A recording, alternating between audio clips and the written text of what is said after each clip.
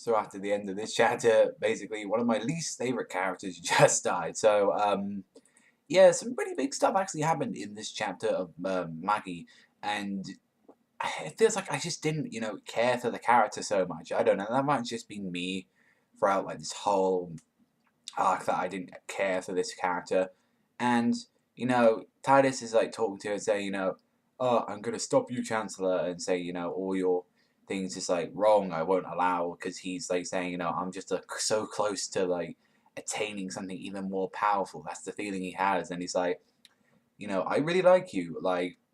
But he's like, you only did it for me because I'm a magician. You didn't do it for anyone else.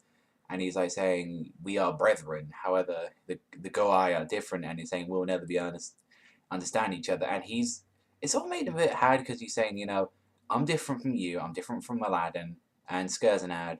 But everyone is dear to me. And he's like, yeah, I used to think the same thing back when I was happy helping people who could not use magic and like making their lives better places. And he's like, he doesn't want to admit it, but that was his happiest period in his entire life. But then he started getting people who were like jealous, who had wanted to use it for their own wealth. And they say like people have too many differences and cannot live with each other on equal terms, and that's true. Like wherever you go, people cannot live completely in harmony. That just never is going to happen in my person. Not until it's never going to happen in our lifetime. It's probably not even going to happen in your grandchildren's lifetime. But maybe someday you might. Like that's maybe there might be a small chance in it.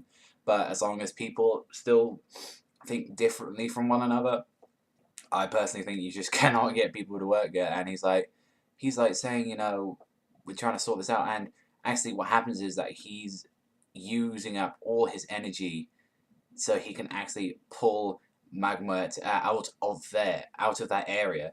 And he's like there trying to get rid of all like this black Magoy that's like surrounding him, and 14 years of a Magi's like Magoy is inside of him, and he's like, yeah, that's releasing all at once.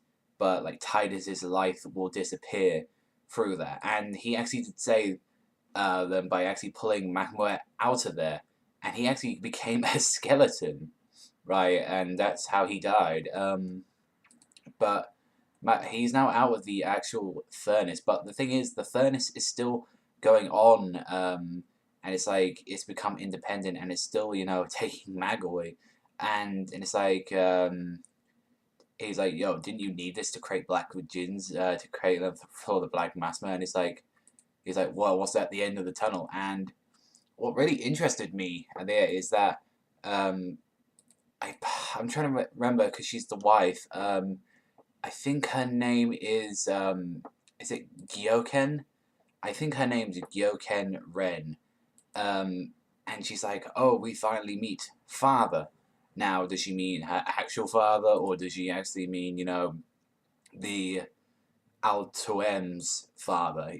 Probably Altoem's father, because I remember saying saying about some giant monster. I remember Aladdin saying about this monster that's going to come out. So I think that is what's going to happen. This giant ass monster is going to appear, and it's probably going to look completely fucking badass, and I'm going to freaking enjoy it. But let me know in the comment section below what you think about it, because I thought this was a really great ass like chapter in like some ways. I mean, personally, I didn't care for the Titus that much. His death like wasn't too to me, but overall I still really did enjoy this chapter. But that's all from me, everyone, so thank you very much for watching. As always, remember, strut like a panda, so now, and I'll see you next time.